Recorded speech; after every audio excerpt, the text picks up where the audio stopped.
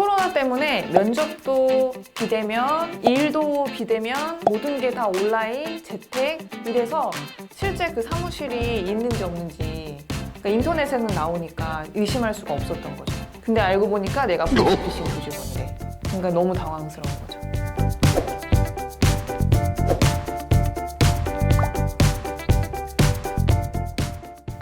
안녕하세요. 오승법률사무소 진희 언니입니다. 오늘은 보이스피싱 범죄 중에서 억울하게 가해자로 몰린 사례에 대해서 조금 살펴보도록 하겠습니다. 최근에 저희 사무실에 보이스피싱 가해자로 몰렸다고 해서 상담을 요청하신 분이 있어요. 사실 보이스피싱이라고 하면은 일반적으로 금융감독원이나 금융기관을 사칭하거나 아니면 자녀를 납치했다고 하면서 현금을 유도하는 경우를 대표적으로 생각을 해볼 수 있는데요. 요새는 보이스피싱 그 범죄 수법이 나날이 교묘해지고 있어서 일반인 분들도 이게 보이스피싱인지 아닌지 잘 모르실 때가 많습니다.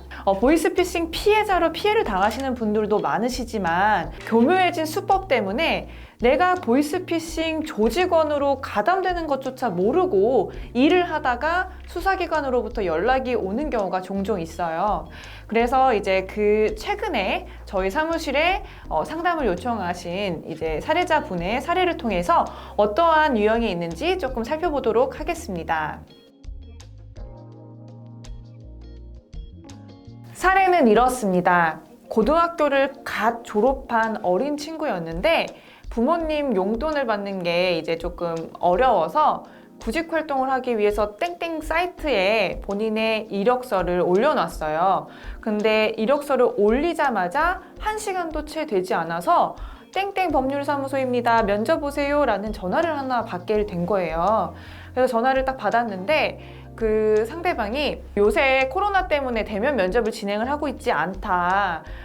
그 전화로만 면접을 진행을 하고 있는데 그 법률사무소에서는 형사사건이랑 회생사건을 주로 담당을 하고 있는데 이때 의뢰인분들이 신분을 노출하는 거를 조금 어려워해서 돈을 송금받고 송금해주는 간단한 업무를 처리를 하면 되는데 그 외근 업무이기 때문에 외근 수당으로 좀 얼마를 주겠다라고 하면서 그 친구한테 그 면접 제의를 한 거예요. 친구는 처음 보는 그 업무이기도 했고 해서 이제 인터넷 사이트에 땡땡 법률사무소를 딱 쳤는데 실제 법률사무소가 존재하고 있어서 아무런 의심도 없이 네 알겠습니다 일할게요 라고 하고 사실은 취업을 했다라고 생각을 한 거죠. 그래서 땡땡 법률사무소라고 사칭하는 그 사람들이 시키는 대로 현금을 받아서 옮기는 작업을 한 열흘 정도 했어요. 근데 갑자기 열흘 정도 지나고 나서 수사기관에서 연락이 온 거예요. 왜 왔냐 하면은 선생님은 지금 보이스피싱 현금 수거책으로 혐의를 받고 있습니다. 실제 피해 규모가 1억 2천 정도 되는데 조사를 빨리 받으셔야 됩니다 라고 연락이 온 거예요. 실제 그 친구가 한 번씩 옮길 때마다 뭐 적게는 수백만 원, 많게는 수천만 원까지 이제 옮겼기 때문에 10번 정도밖에 일을 하지 않았는데도 피해 규모가 1억 2천 정도 된 거예요. 보이스피싱임을 의심할 수 있었다라는 이유만으로 지금 현재 그 재판 진행 중에 있습니다. 이와 같이 나도 모르게 보이스피싱 조직원으로 돼서 실제 수사 연락을 받고 그 과정에서 알 수 있었다라는 이유만으로 실제 처벌까지 되는 경우가 종종 있습니다. 하지만 최근에는 이렇게 교묘해진 수법 때문에 취업하는 건 줄 알고 보이스피싱 조직원에 가담했던 분들에 대해서 일부 무죄 사례가 나온 경우가 있어요. 최근 예를 하나 말씀을 드리면 30대 후반의 어떤 분이었는데 실제 외국계 기업에서도 근무한 경험이 있고 사회 경험이 조금 상당하신 분이었어요. 근데 이제 회사를 그만두고 나서 새로이 취업을 준비를 하려고 했을 때 이제 법무사 사무실이라는 곳에 이제 그 채용 공고가 떠서 아무런 의심 없이 지원을 하게 됐죠.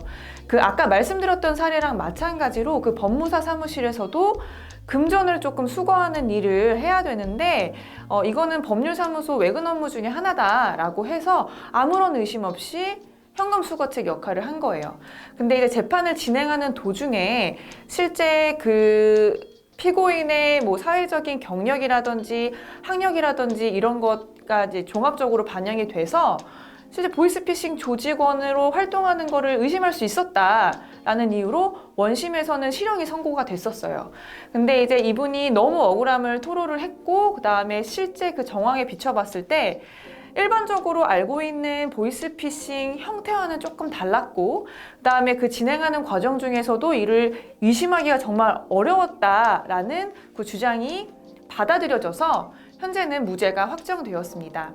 이와 같이 보이스피싱 조직원으로서 나도 모르게 가담이 됐다라고 해서 조사 연락을 받고 수사 연락을 받고 재판까지 가게 되는 경우가 있는데 혹여나 내가 의심을 하고 조직원으로 가담됐다고 하더라도 피해 범위라든지 아니면은 실제 가담 정도에 따라서 양형이 달라질 수 있고 설명드린 것처럼 그 경우에 따라서 이제 무죄가 나올 수 있는 경우도 있기 때문에 이러한 경우에는 주저 말고 전문가와 상담을 꼭 받아보실 것을 추천드립니다. 오늘 영상이 유익하셨다면 꼭 구독과 좋아요, 알림 설정 부탁드려요.